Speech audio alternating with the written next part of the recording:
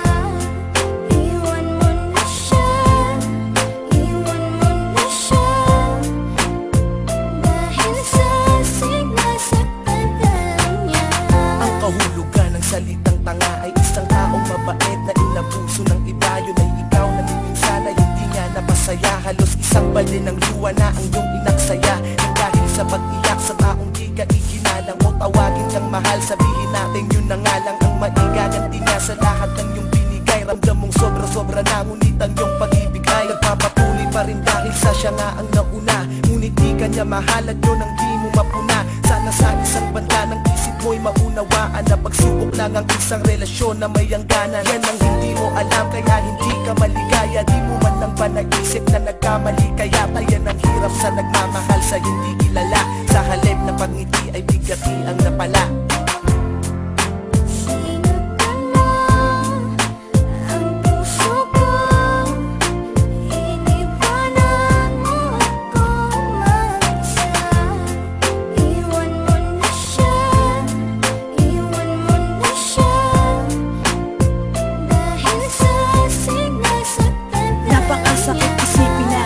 Nagpakatanga ako sa babaeng ginawang panakip, putas lang ako. Bagamat batid kung di mo ako kayang mahalin, kahit napakahirap sa'kin kailangan kong harapin. At di ko pwedeng angkinin ang pag-aari ng iba. Alam ko kasing mahal niyo ang isa't isa, diba? Pero wala akong magawa kundi ibigin ka. Hindi ko mapigilan ng sarili, oras-oras kung isipin ka. Kaya hanggang ngayon di ko malimutan lahat. Ayoko ng gaguhang relasyon, gusto ko tapat. Takot na kasi ako na maranasan pa ulit ang pait. Konting pagtingin lang, wag mo nang pagkait. Iwanan mo na siya, nandito lang ako para sa'yo. Tuyuin na ang mga luha, ito ang aking panyo. Pangako na tanging sa'yo kahit na di ka pahala. Dahil ramdam ko na tayong dalawa ang itinakda.